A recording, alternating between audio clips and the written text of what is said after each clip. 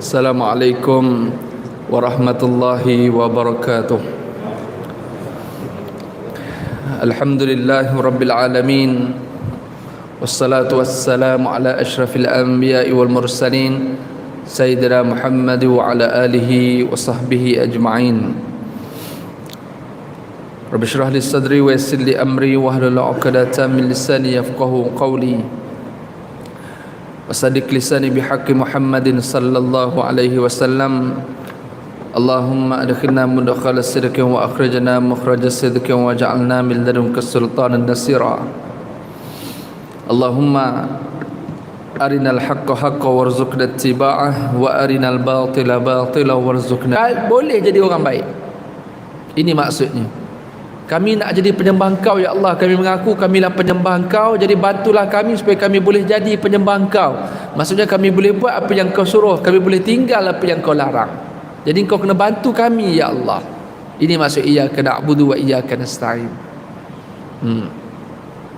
Selain itu pertolongan-pertolongan yang lain lah, tapi yang paling utama pertolongan untuk menjadi hamba kepada Allah. Ini nombor satu.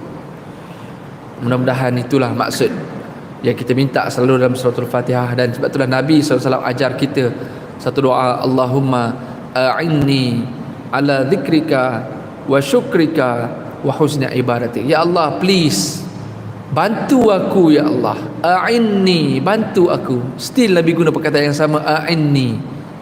Nasta'in, sama. Ya Allah, bantu aku ala dhikrika, supaya aku boleh ingat Engkau ya Allah. Di mana saja aku berada, kat mana aku, siapa aku hari ini, apa pun ya Allah, bantu aku supaya aku boleh ingat Engkau. Tak kira aku kat Europe, di mana saja, ketika shopping, ketika bisnes, ketika submit tender, apa saja ya Allah, ketika berbual, apa saja dalam keadaan aku, bantu aku supaya aku boleh ingat Engkau. Wa syukrika, bantu aku ya Allah supaya aku boleh bersyukur atas nikmat yang Kau beri kepada aku. Sebab nak jadi orang bersyukur bukan senang kalau Allah tak bantu. Ramai orang yang susah nak bersyukur. Susah.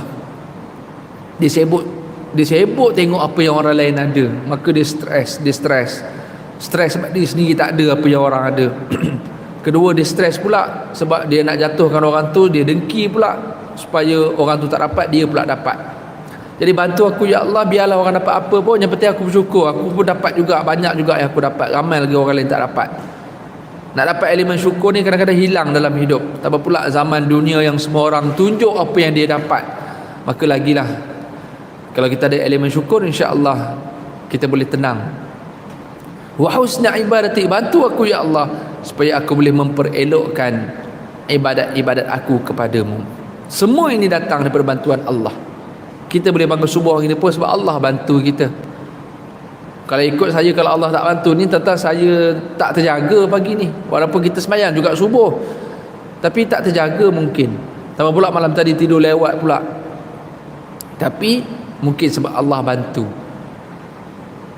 Kalau Allah tak bantu tuan-tuan, orang yang rumah sebelah masjid pun, ya dia boleh marathon, dia boleh jogging pagi-pagi 10 kilometer, belum tentu dia boleh datang masjid walaupun 100 meter. Belum tentu, sebab Allah tak bantu. Tapi dia berjogging boleh 10 kilo. Dia boleh angkat dumbbell 30 kilo, 50 kilo dumbbell dia boleh angkat. Beratnya dia boleh angkat. Dia ada tenaga tu. Tapi Allah tak bantu dia untuk angkat selimut yang baru 100 gram. Ya? Jadi bantuan Allah. Mudah-mudahan begitulah ya. Semua ibu-ibu, ayah-ayah, para jemaah sekalian, alhamdulillah pagi ni, bukan itu topik tu, mukadimah kita pada pagi ni. Terima kasih Allah kerana bantu kami. Perbincangan kita hari ini menerusi ayat 103 hingga 105 suratul Kahfi, surah yang selalu kita baca khususnya pada hari Jumaat. So semalam alhamdulillah, siapa yang Allah bantu dia boleh baca habislah 110 ayat. Siapa yang Allah tak bantu mungkin dia baca sikit je, ayat 10 yang pertama sahaja mungkin. Okey, jadi dalam suratul Kahfi ni sangat baik untuk kita baca.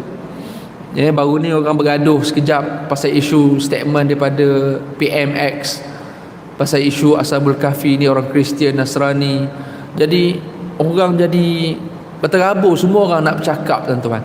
Semua orang nak bercakap dengan emosi semata-mata, tidak mengikut kepada ilmu.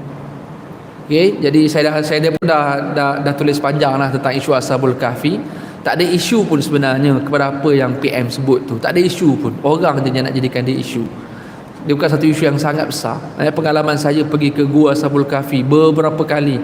Sama ada Ashabul Kahfi di Jordan, Ashabul Kahfi di Ephesus, di Turki, di Tarsus. Ada banyak lokasi-lokasi yang dipercayai tempat Ashabul Kahfi. So kita dah establish semua cerita-cerita pasal Ashabul Kahfi, siapa dia orang, kitab macam mana, Injil punya statement macam mana, Seven Sleepers versi Injil, Seven Sleepers versi Quran. So tenang-tenang saja sudahlah. Tak payah nak ulas isu sangat pasal emosi-emosi ni. Yang penting kita bukan nak sembang Ashabul Kahfi tu dia orang mana, dia siapa. Bukan tu keutamaan yang Allah nak cerita dalam Quran tu. Keutamaannya adalah intipati ayat-ayat itu. Bukan bila tarikhnya, siapa dia, berapa orang dia, bukan itu. Bukan itu. Sebab tu dalam ayat itu juga menjadi satu tamparan kepada kita. Allah tak jelaskan berapa orang. Ada yang kata 3 orang, ada yang kata 4 orang, ada yang kata 6 orang, apa anjing yang ke-7, ada yang kata 7 orang, anjing yang ke-8. Allah tak sebut tepat. Nak beritahu bukan itu keutamaan. Tapi itu pun orang bergaduh pasal suratul Kahfi. Kerana ucapan seseorang yang dia mungkin tak suka orang tu, maka apa saja yang orang tu cakap pun problem bagi dia. Tuan-tuan sekalian, tak apa kita nak panjangkan isu tu. Ashabul Kahfi memang dia orang Nasrani. So which is kita nak guna istilah Nasrani ke Kristian ke, bermaksud yang sama. Dah selesai. Menurut beberapa pandangan ulama, walaupun ada ulama yang tak setuju pandangan Kristian dan juga Nasrani itu berbeza, tapi kita ketepikan perbahasan yang tu. Tuan-tuan sekalian, poin saya pagi ni adalah ayat 103 hingga 105. Intipati yang terkandung dalam ayat-ayat suratul Kahfi. Di penghujung surah Al-Kahfi, muka surat yang terakhir sebelah kiri dalam Al-Quran, ada 3 ayat di tengah-tengah muka surat itu adalah satu perkara penting yang kita perlu ambil kira pada hari ini. Tambah pula kita nak buka lembaran baru tahun ni, banyak amal soleh yang kita nak buat tahun ni. Kita target dan kita nak perbaiki, nak tambah baik, nak sempurnakan lagi dan seumpamanya. Jadi pada saya, ayat ini memberi kesan yang sangat besar bagi kita, kelompok-kelompok yang macam kita.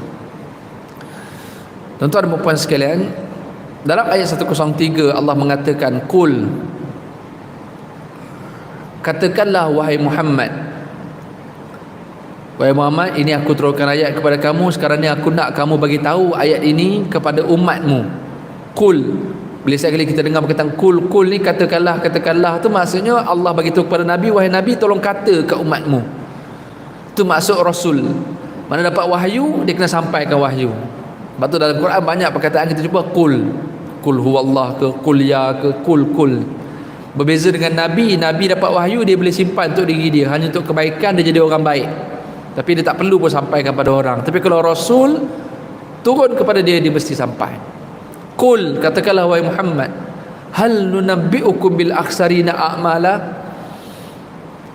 Wahai Muhammad, tolong sampaikan, tolong beritahu, katakanlah wahai Muhammad, wahai umatku, hendakkah aku khabarkan, hendakkah aku terangkan kepada kamu orang-orang yang rugi amal-amalnya.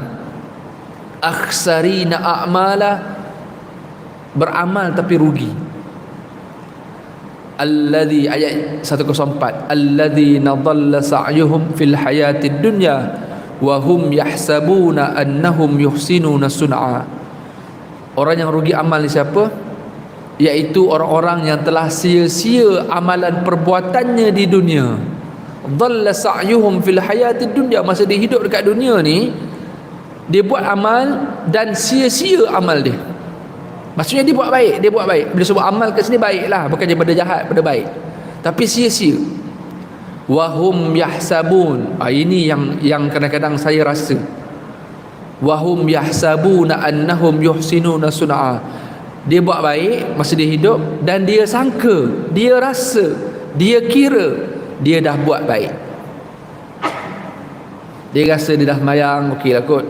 Dia rasa dia dah baca Quran, dia rasa dia dah sedekah, dia rasa dia dah itu. Dia rasa. Wahum yahsabun, dia mengira dia dah buat baik. Kita lah barangkali ya yang dah buat baik ni. Jadi ayat ini pada saya dia menuju kepada kita yang dalam hidup dunia ni kita ada buat baik dan kita rasa okey lah kot. Nak compare aku dengan dulu, jauh beza sekarang. Nak compare aku dengan jiran aku, masjid pun tak pernah pergi, aku hari-hari pergi masjid. Contohnya macam tu lah, kita rasa kita dah buat baik.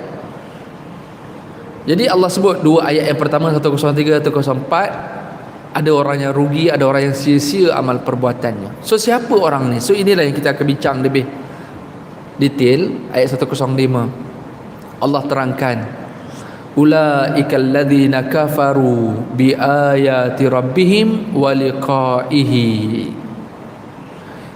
Orang yang rugi amal ni walaupun dia buat baik dekat dunia ni, mereka-mereka ini adalah orang-orang yang engkar kepada Allah. Engkar ada dua keadaan. Yang pertama, engkar pada ayat-ayat keterangan Allah, dan juga dia mengengkari pertemuan dengan Allah. Dia engkar dengan Al-Quran, dia engkar dengan hari kiamat. Fahabitat a'maluhum, maka kami gugurkan amal-amal baik yang dia buat masa dia hidup. Kami gugurkan, mana dia dah buat baik, kami delete amal-amal tu, kami buang, kami padam. Fala nuqimu lahum yaumal qiyamati wazna, dan di akhirat nanti tiada satu pun amal dia yang akan kami timbang, yang akan kami hisap, yang akan kami wazan pada hari akhirat nanti. Surakallahul azim. Tuan-tuan dan puan-puan sekalian, kekufuran, keengkaran antara sebab utama amalan orang itu ditolak. Ada banyak sebab lain tu, insya-Allah ada masa kita bincang, cuma ni yang utama. Engkar ataupun masuk kufur ada dua jenis.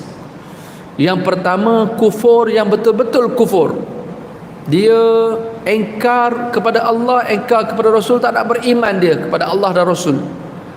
Orang-orang yang kafir lah, yang hari ini tidak mahu dipanggil kafir, dia mahu dipanggil perkataan lain. Okeylah, non-muslim ke, not yet muslim ke, atau whatever istilah, tapi mereka tidak beriman pada Allah. Selagi mereka bukan muslim, baiklah macam mana sekalipun, Allah tidak akan terima amalnya.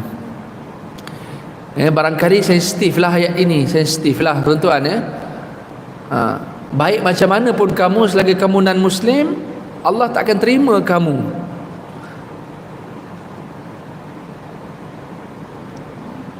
Mana boleh cakap macam tu Ustaz, terasa dia orang. Bukan saya yang cakap, Allah sebut lagi pula dalam Quran, innad dina indallahil Islam. Semuanya agama, hanya satu-satunya agama yang diterima di sisi Allah. Innad dina indallah, di sisi Allah. Ya Allah terima satu je, al-Islam. Okey, jadi tak boleh kufur, mesti Islam. Jangan Ustaz, sensitif. Allah tekankan lagi pula ayat 36 surah An-Nisa, wa'budullah wa la tusyriku bihi syai'a. Sembah Allah dan jangan sekutukan Allah walau dengan sesuatu pun. Okey. Jadi nak bagi tahu dekat kita, Allah nak jadi muslim, Allah terima. Dah muslim tiba-tiba murtad, Allah delete balik semua amal-amal kebaikan dia masa dia muslim. Dia murtad, Allah gugurkan semua. Kalau dia bertaubat, dia masuk balik Islam, dia akan start daripada awal balik. Nak bagi tahu betapa Allah sangat tekankan, ya Allah hanya terima hamba-hambanya untuk Allah berikan dia syurga, berikan dia kebaikan dalam hidup, khususnya hidup di akhirat nanti, iaitu orang-orang yang tunduk dan patuh pada Allah saja yang namanya muslim. Al-Islam iaitu orang yang tunduk dan patuh pada Allah. Allah suruh sembah dia, dia sembah Allah.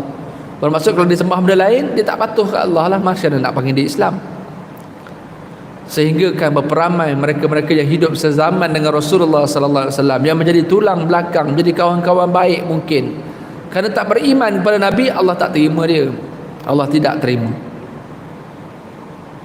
Kaum musyrikin Mekah semua jahat ke kat Rasulullah? Tak, ada je yang baik, peniaga-peniaga yang jenis tak kacau orang ni ada je. Mereka tetap kufur. Sebab apa? Mereka menjaga kepentingan dia. Kalau aku bagi ikut Nabi ni kan, aku ikut Muhammad kan jadi macam sahabat-sahabat dia pula yang kena seksa, yang kena dera. Aku ni nak berniaga, nak itu, nak ini, tak apalah. Ada juga orang macam tu yang atas pagar, dia tak beriman. Tapi bila dia tengok Islam dah kuat, tak ada orang dah kena seksa, menang perang banyak, Islam keluar daripada Mekah, hijrah, perang, menang. Tahun ke-8 hijrah Nabi balik ke Mekah, pembukaan kota Mekah, ramai pula masuk Islam. Mara'aitan nas yadkhuluna fi dinillahi afwaja. Bila pertolongan Allah dah datang, bila pembukaan kota Mekah, Islam dah kuat, masa tu ramai pula yang masuk Islam. Bermaksud musyrikin Mekah ni ramai je yang baik-baik. Tapi Allah terima tak dia? Allah tak terima selagi dia tidak Islam. Abu Sufyan yang merupakan antara orang-orang besar Mekah, yang satu level dengan Abu Jahal, Abu Lahab. Abu Lahab tu mati.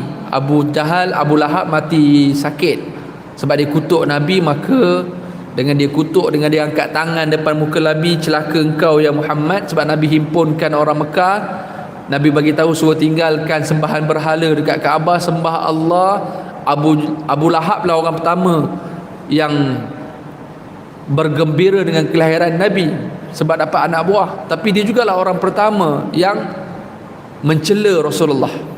Dia angkat tangan depan muka, celaka engkau ya Muhammad, tabalak ya Muhammad, alihada jama'atana. Sebab ini kau nak himpunkan kami, nak suruh kami tinggalkan sembahan berhala untuk nenek moyang kami ratus tahun dah buat.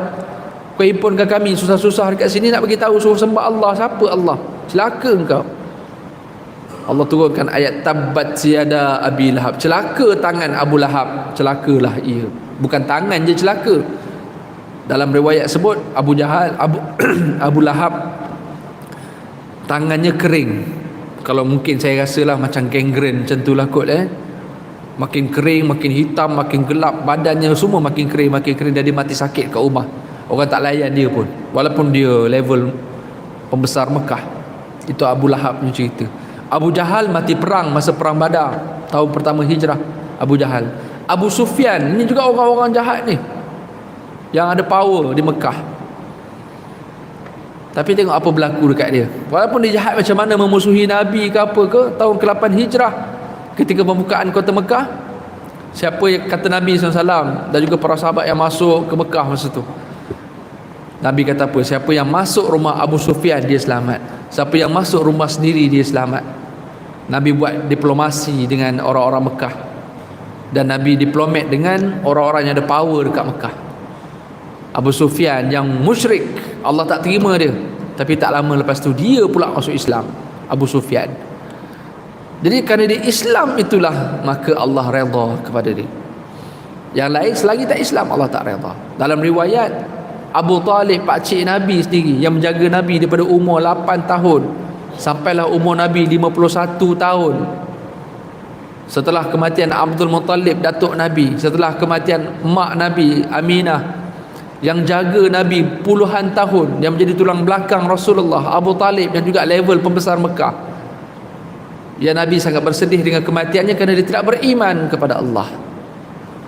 Walaupun ada setengah pandangan ulama kata dia beriman saat akhir, tapi dia tidak zahirkan keimanannya. Cuma yang masyhur sebut dia tidak beriman, sehingga turunlah ayat innaka la tahdi man ahbabta walakin Allah yahdi man yasha. Engkau tidak akan beri hidayah kepada orang yang kau sayang, wahai Muhammad, melainkan Allah lah yang beri hidayah kepada siapa yang dikehendakinya. Tuan-tuan sekalian, kufur, kafir, senang ceritanya, orang selagi dia tidak Islam, dia buatlah baik, Allah tidak terima. Okey, maka pagi ni tuan-tuan dan puan sekalian, kita bukanlah nak merendahkan orang bukan Islam, namun mungkin dengan kita bincang topik ni, apa kata dengan hubungan baik kita dengan Allah. Tuan-tuan dah Islam, tuan-tuan dah baik dengan Allah, Allah dah kenal tuan-tuan, doa tuan-tuan sangat dekat dengan Allah. Pagi ni kita terjumpa ayat Allah tak terima orang bukan Islam. Walaupun kau baik, walaupun awak baik macam mana sekalipun, awak bersedekah, awak hormat, awak dekat, tidak pernah menipu, kalau bekerja awak tidak adalah rasuah ke jenayah, tak ada, awak baik, hormat orang dan sebagainya, tapi Allah tak terima. Agak-agak bila kita dengar ayat ni, Tuan-tuan ada terbayang tak muka-muka kawan-kawan ke, jiran ke, kelik, kawan kenalan-kenalan yang bukan Islam yang baik dengan tuan-tuan, yang baik ke jiran kita ke kawan-kawan kita yang non-Muslim? Bila kita bincang bab ni, ada tak terfikir satu dua nama terlintas dekat fikiran kita? Kalau terlintas, tuan-tuan tolong ambil kesempatan untuk doakan, ya Allah berikan hidayah kepada mereka ni, berikan hidayah pada mereka. Nabi SAW selalu doa benda macam ni. Nabi selalu minta supaya orang ni dapat hidayah, orang ni dapat hidayah. Antara Nabi pernah sebut, ya Allah berikan hidayah kepada dua Umar masa Nabi kat Mekah. Ya Allah berilah hidayah kepada dua Umar. Dekat Mekah ada dua Umar yang besar, yang pengaruhnya kuat. Satu Umar bin Hisham, satu Umar bin Al-Khattab. Umar bin Hisham atau penggelarannya Abu Jahal. Umar Al-Khattab seorang lagi. Allah beri hidayah kepada Umar Al-Khattab. Umar bin Hisham Allah tak beri hidayah, dan dia mati dalam perang Badar.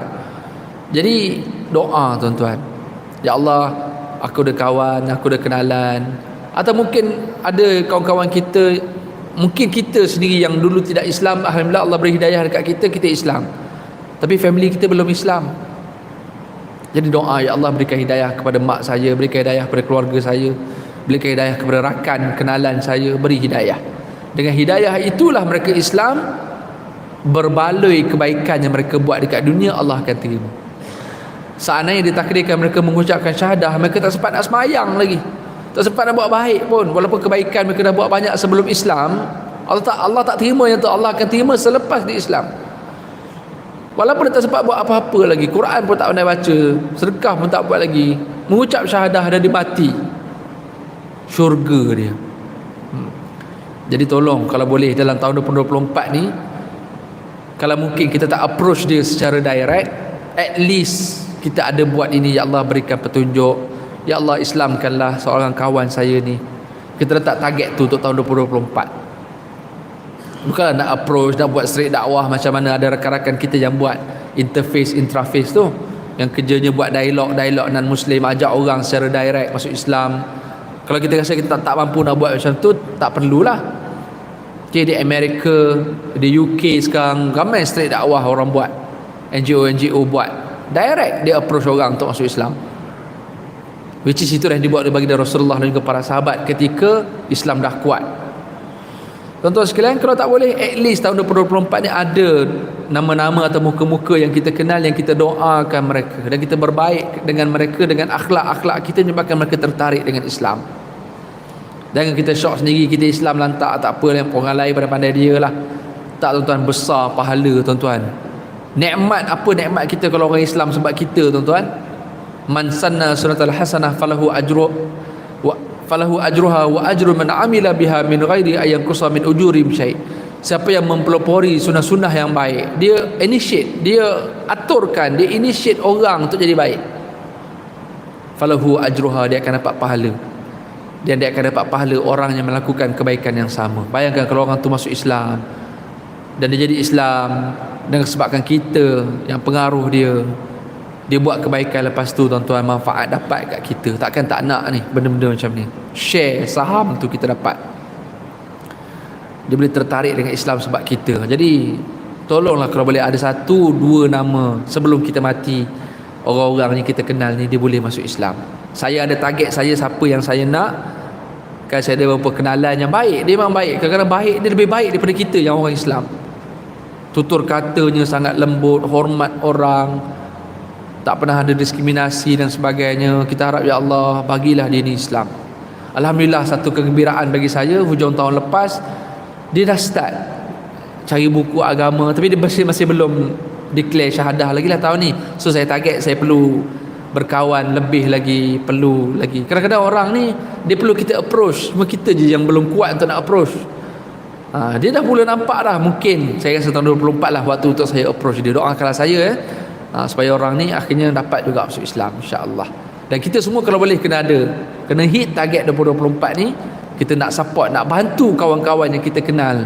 Kalau boleh menerusi ayat ini, kita tak nak dia rugi dalam hidup dia. Dia rugi sebagaimana ayat ini. Sebab apa? Ulaikal ladzina kafaru.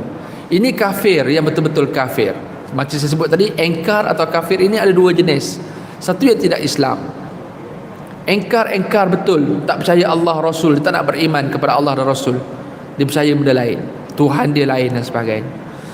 Ada satu lagi kekufuran yang berlaku di kalangan orang yang telah Islam. Dia Islam tapi dia mengingkari Allah. Dia tetap mengingkari ayat Al-Quran. Dia Islam tapi ayat Al-Quran dia mesti tolak. Dia mungkin ambil sikit-sikit, bab sembahyang dia ambil, bab zakat dia ambil. Zakat pun dia ambil, zakat fitrah je, zakat lain dia tak ambil, kan? Okey, dia ambil, dia pick mana yang dia rasa dia nak. Ayat ini, saya tak, ini tak relevan di zaman Nabi saja. Statement-statement macam ni berlaku di zaman kita hari ini. Ayat ini tidak relevan, ayat ini hanya pada zaman Rasulullah. Ini untuk orang Arab. Ni orang yang cakap ni orang Melayu, tuan. Jadi kita kena ambil satu motivasi pada kita tahun 2024, kita nak lebih lagi untuk percaya semua ayat Quran dan kita nak buat semua. Walaupun sebelum ni mungkin ada yang dah buat, mungkin ada yang masih tertinggal beberapa ayat yang kita tak boleh nak apply lagi dalam hidup kita. So kita target supaya kita tak nak jadi orang yang rugi, yang tak percaya, yang mengingkari ayat keterangan Allah. Contoh antara yang mungkin lebih spesifik, mungkin berkaitan dengan keuangan lah, tinggalkan riba. Okey, tahun 2024 kita berazam kita nak tinggalkan apa saja unsur-unsur perbankan atau unsur ekonomi yang ada kaitan dengan riba. Okey, riba ni juga disebut wa halallahu al-bai'a wa harrama riba. Kami halalkan jual beli tapi diharamkan riba. Jadi kalau kita lepas ni nak buat loan ke apa sahaja, kita buatlah pembiayaan Islamik. Jadi pembiayaan Islamik itu kita selamatlah. Ataupun mana ada orang dia sanggup untuk nak convert dia punya loan dan sebagainya pergi kepada Islamik, walaupun dia kena bayar sikit penalti, dia malas fikir dah, dia pejam mata, dia bayar je penalti tu. Yang penting dia rasa safe dengan dia buat perbankan Islam. Okey, mana-mana investment dia selama ni dia main buat je investment, lantaklah riba tak riba, yang penting boleh masuk income. KWSP dia dah ada account, dah ada account Islamik, tinggal dia convert je, pergi je dekat KWSP tu, tukarkan account saya ke account Islamik, tu je. KWSP tak perlu penalty pun. Kalau yang loan tadi kena penalty lah sikit. Ni azam kita. Sebab apa? Kita tak nak engkar ayat keterangan Allah. Bab semayang kita dah okey lah, alhamdulillah. Bab zakat alhamdulillah boleh dah. Betul lah, bab riba saya tak okey lagi lah. Jadi tahun ni dan tahun-tahun yang akan datang, ataupun ada loan-loan baru kita, bila orang nak offer loannya, kita akan tanya ada tak yang Islami, loan kereta ke, loan rumah ke, atau apa sahaja pembiayaan. Okey, kita cuba investment. Alhamdulillah ini ramai orang kaya-kaya dengan sebab investment. Tapi dia masih degil lagi. Orang dah kata dah forex tak boleh, fatwa dah keluar dah forex tak boleh, tapi bagi dia langgar je. Tak apalah, aku buat dulu, nanti apa-apa aku bayar zakat juga, apa-apa aku sedekah juga. Jadi kita azam tahun ni bab-bab ekonomi, bab-bab apa yang bukan Islamik, yang dilarang dalam agama, yang Quran sebut, kita tak nak mengingkari Al-Quran. Takut-takut gugur amalan-amalan kita disebabkan keingkaran kita kepada ayat keterangan Allah, keingkaran kita pada hari akhirat. Tuan-tuan, engkar yang kedua ini adalah engkar di kalangan orang yang telah Islam, orang Muslim, iaitu dia kufur kepada apa yang diturunkan kepada Nabi SAW, iaitu namanya Al-Quran. Dan di antara orang-orang yang kufur walaupun dia telah Islam, antaranya adalah orang-orang yang melakukan syirik dalam kehidupannya. Sebab tu Allah sebut dalam Al-Quran, wa'budullah, sembah Allah, wala tusyriku bihi syai'a, jangan sembah Allah dan jangan sembah Allah dengan cara syirik. Sembah Allah tapi sembah juga yang lain, mensekutukan Allah, meletakkan perkongsian antara Allah dengan makhluk-makhluk yang lain. Allah dia percaya power, ada kuasa, boleh beri manfaat dan mudarat, tapi dia percaya juga benda ni juga boleh bagi manfaat, benda ni juga boleh bagi mudarat, dia percaya. Maka dia terpaksa pakai benda tu, tangkal dia pakai, azimat tertentu kena ada dekat badan dia, dekat kedai dia, dekat kereta dia. Sedangkan dia tahu ni kuasa semua dekat Allah, tapi pada dia tak boleh. Allah lah, saya tahu Allah, tapi Saya kalau tak pakai batu ni, saya rasa tak safe. Kalau saya tak ikat benda ni atau bergantung benda ni kat kedai saja, tak laku perniagaan saya kan. Jadi setiap kali bila saya gantung je, laku. Jadi lepas tu saya gantung pula. Jadi bahaya tuan-tuan. Man wakala tamimah, siapa yang gantung tangkal azimat, dia percaya benda-benda syirik ni, faqad kafara. Tengok Nabi sebut faqad kafara, dia telah kufur bima unzila ala Muhammad, dia telah kufur terhadap apa yang diturunkan kepada Muhammad. Bermaksud kufur kepada Al-Quran lah. Bila kufur pada Al-Quran, juga ada risiko akan digugurkan amal-amal perbuatan. Kan ada hadis Nabi SAW, man ataka hinan fasaddiquhu bima yaqul lam tuqbal salatahu arba'ina yauman. Siapa yang jumpa tukang ramal, tukang tilik, tok-tok bomo ni, tok bomo yang jenis kita pergi, dia boleh tahu cerita pasal kita, dia boleh cerita satu-satu pasal kita. Atau memang kita pergi purpose ni, memang kita pergi nak minta dia tolong tengok kita. Kan ada dekat Lembah Kelang ni, tak payah pergi curug kampung tuan-tuan. Bomoh-bomoh zaman moden ni, dia bukan macam dulu rumah ada tombak, rumah ada kepala tengkorak kat depan, nak kena tilik-tilik tengok dekat baldi. Tak payah. Nenek kebayan dalam kampung curug, tak ada. Bomoh sekali dekat Bukit Jelutong ada. Rumah banglo macam rumah kita juga, kereta Alphard Belfire macam kita juga. Tapi bila orang pergi jumpa dia akan boleh ramalkan sesuatu kat orang. Ada. Saya sebut Bukit Jelutong, tersebut pula akan ada pula yang cari ke mana Bukit Jelutong, ke mana pula rumah orang tu ya. Ini cerita betul ni. Bila kita jumpa dia, bila kita minta advice dia akan berubah. Bukanlah rambut tiba terbang pula, dia berubah suaranya jadi suara orang tua. Dan dia bercakap satu-satu, dan orang percaya apa dia cakap. Kalau tak percaya, tak adalah orang pergi jumpa dia. Ini yang Nabi sebut. Dan benda ni berlaku sampai kiamat. Siapa yang jumpa tukang ramal, kahin, bomoh-bomoh yang boleh cerita sesuatu yang benda yang kita tak cerita kat dia. Okey, kita pergi nak berubat, tak salah pergi berubat tu, tapi tolong clarify. Orang recommend dekat kita, tolong pergi rumah orang ni, try lah. Ramai orang pergi sihat, orang kata pergilah jumpa Pak Long ni dekat Kedah ni, dekat Perak sana. Ramai orang pergi jumpa dia, sihat, sembuh. Kita pun pergilah juga, maklumlah dah dekat 10 tahun minum air Yasin tak sembuh-sembuh, minum air Zam-Zam tak sembuh kan. Pergi medication hospital pun tak settle. Try jugalah, kita usahalah macam mana pun boleh nak usaha, tapi tolong clarify dulu. Nak pergi ke Kedah, Perak, mana-mana tempat yang kita direkomend tu boleh, tapi tolong clarify dengan orang soleh di tempat tu. Siapa Pak Long ni, siapa Pak Ngah yang orang duk kata pandai berubat semua tu. Try tanya orang soleh dekat tempat tu. Mana saya nak kenal seorang soleh situ? Cari masjid lah. Mana lagi nak cari orang soleh kalau bukan di masjid? Pergi masjid, cari imam atau cari mana-mana jemaah yang kita pergi singgah tu, tanya dia orang dulu. InsyaAllah lah kita akan dapat jawapan. Orang soleh akan mengenali orang soleh. Okey? Bukanlah maksudnya selain pada masjid orang tak soleh. Jadi yang dekat PV, dekat KCC semua jahat-jahat, bukan. Untuk memudahkan kita. Sebab yang dalam masjid biasanya baik-baik lah. Kan ada ketua perompak dalam ni? Tak ada tak? Rasanya semua baik-baik dalam ni kan? Tak ada. Gitulah. Jadi tuan-tuan sekalian, ada orang yang dia bebas nak buat apa-apa. Semayang, tapi jumpa bomoh. Lantaklah orang nak tilik dia, kepada dia lagi suka. Nabi kata siapa yang jumpa tukang-tukang ramal macam ni, fasaddiquhu bima yaqul, dia membenarkan, dia mengiyakan, dia percaya apa yang orang tu cakap pasal dia. Lam tuqbal salatahu arba'ina yauman, tidak diterima solatnya 40 hari. Kan gugur tu.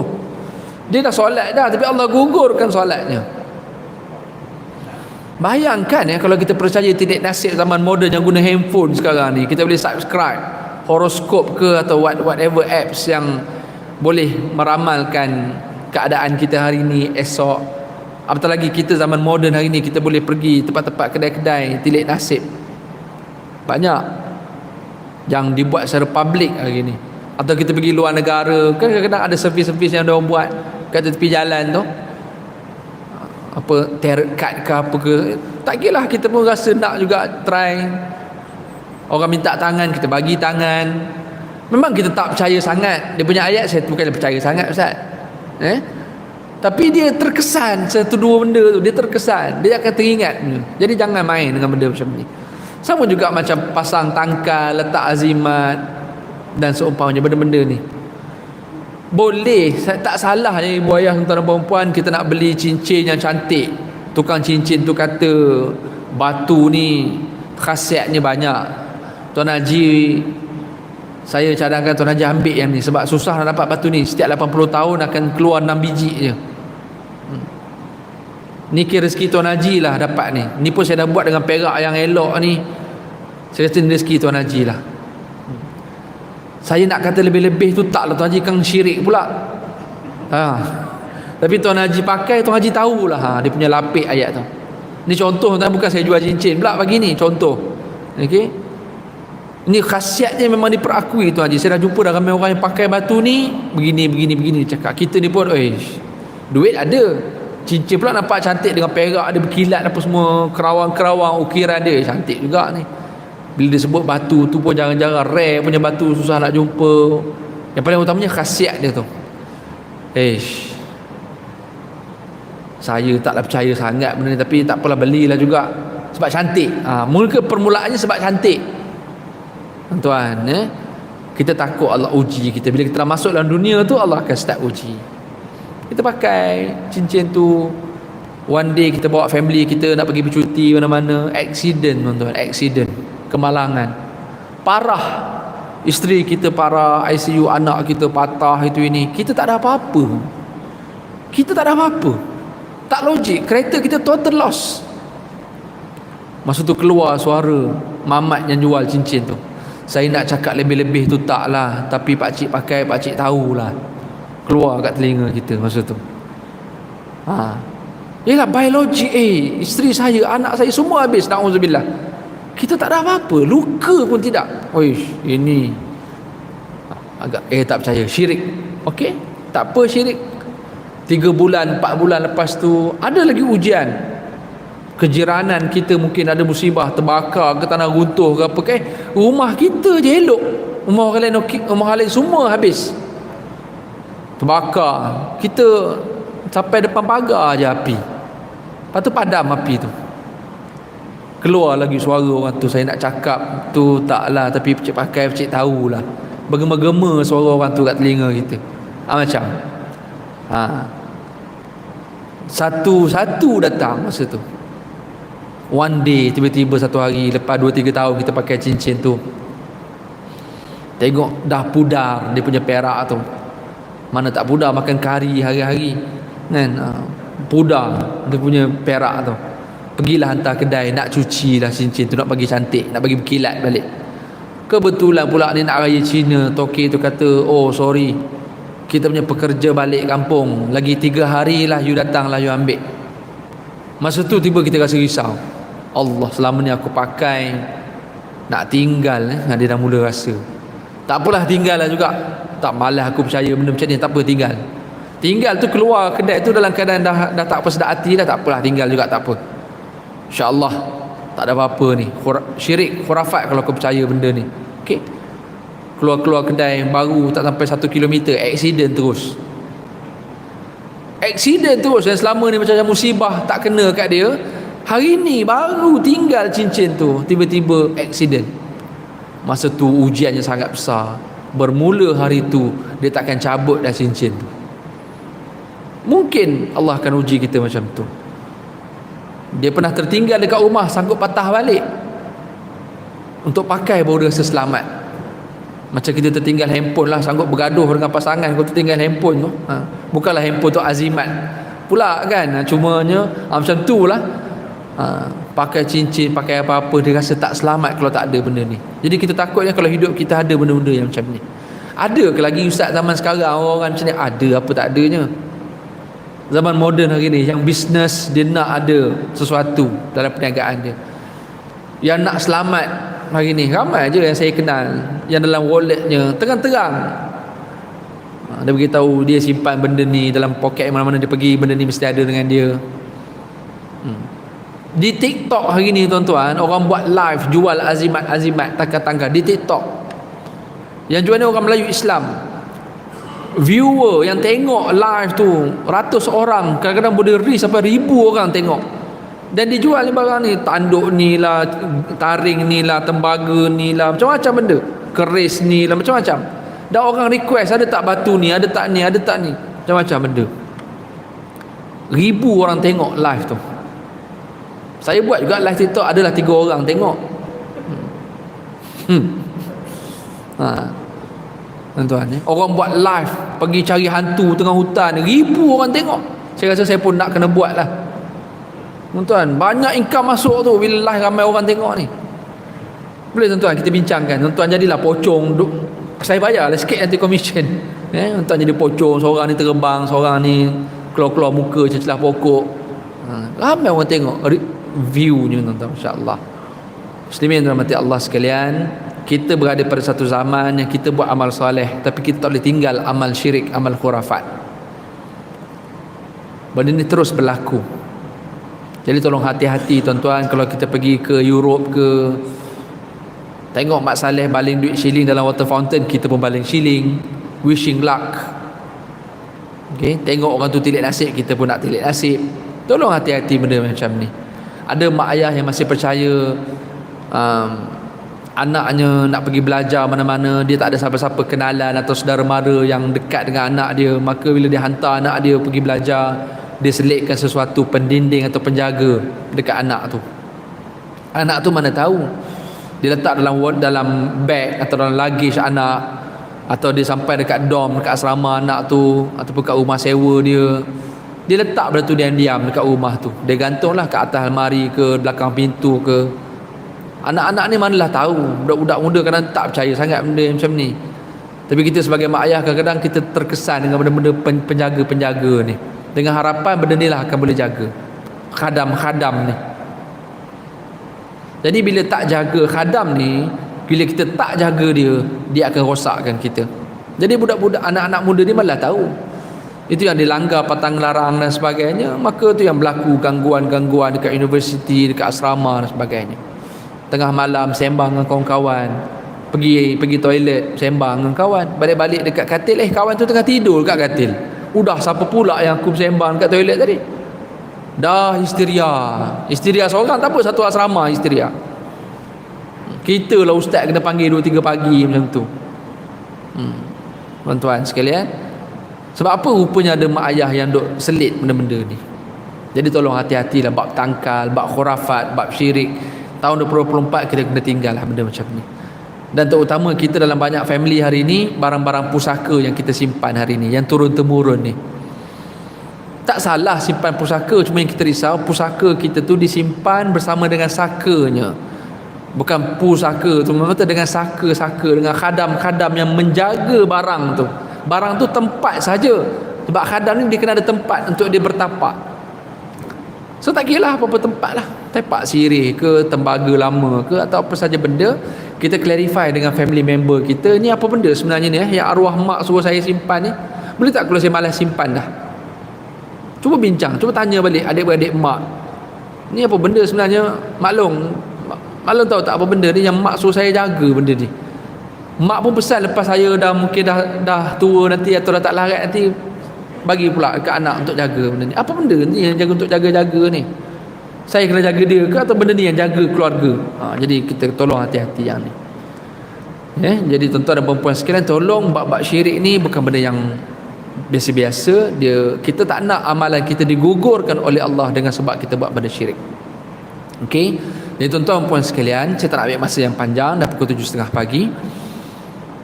Allah tidak akan redha, tidak akan terima amalan kita pertama kalau kita buat syirik. Sebab kita sekarang Muslim kan, Muslim tapi kita ada risiko buat perkara syirik.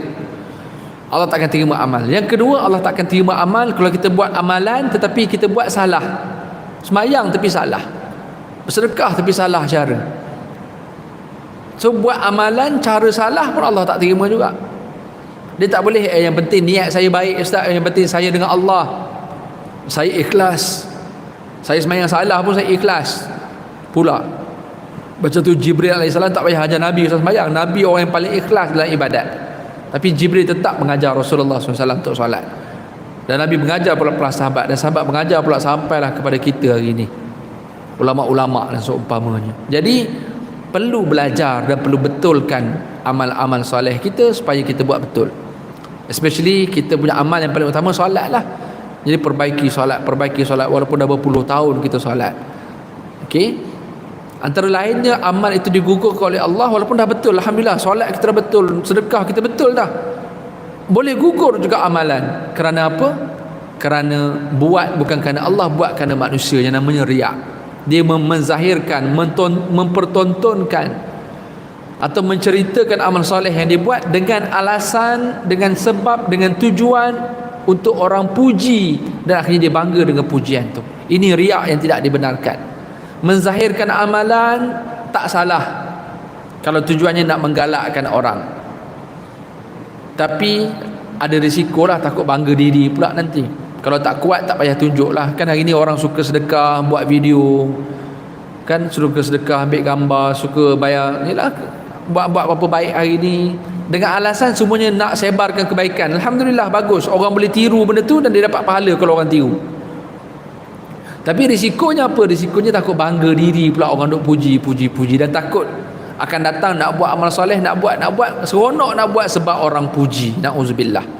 La tubtilu sadaqatikum bil manni wal adha. Allah kata, wahai orang yang beriman, janganlah kamu batalkan sedekah kamu dengan sebab kamu mengungkit, dengan sebab kamu berceritakan balik sedekah kamu, wal adha, ataupun kamu menyakiti orang yang kamu beri, ataupun sebab kamu riak. Kalladzi yunfiqu malahu ria'an nas. Jangan kamu batalkan sedekah dengan sebab kamu bantu orang, kamu infakkan mal, infakkan harta kamu ria'an nas, sebab nak tunjuk dekat manusia. Ini yang kita takut ni. Jadi tolong juga, hari ni zaman moden yang orang suka nak buat untuk tunjuk. Jadi hati-hati, kalau boleh hadkanlah, bukanlah tak boleh langsung, hadkan. Kalau tak kuat, kalau rasa benda tu over sangat, tak payah buatlah. Okey, kerana kita takut amal kita itu tidak diterima oleh Allah Subhanahu wa taala. Tuan-tuan dan puan-puan yang dirahmati Allah, tinggalkan syirik, sembah Allah betul-betul, jangan ada syirik kepada Allah, buat amal soleh betul dan juga buat betul-betul. Ini menjadi sebab Allah redha dan Allah terima kita. Amal kita tidak digugurkan oleh Allah. Dan yang terakhir saya nak tutup dengan satu hadis Nabi SAW. Amal-amal yang gugur ni sebab apa? Sebab dia buat benda jahat dekat orang lain. Dia dipanggil orang yang muflis. Nabi pernah tanya kepada para sahabat, manil muflis?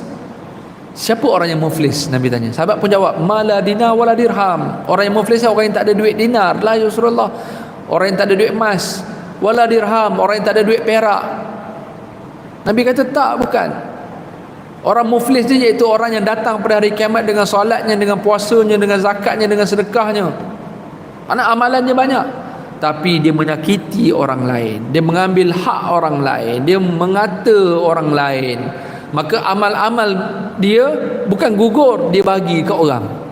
Siapa-siapa yang dia buat jahat, yang dia mengambil hak, yang dia mengutuk, yang dia mencaci, yang dia mengumpat, fitnah orang, amal kebaikan dia ni dia bagi ke orang tu, sehinggalah akhirnya amalnya habis, tapi ada orang-orang lagi yang berbaki yang dia belum berikan, maka menyebabkan dia kena tanggung pula dosa orang tu pada hari kiamat.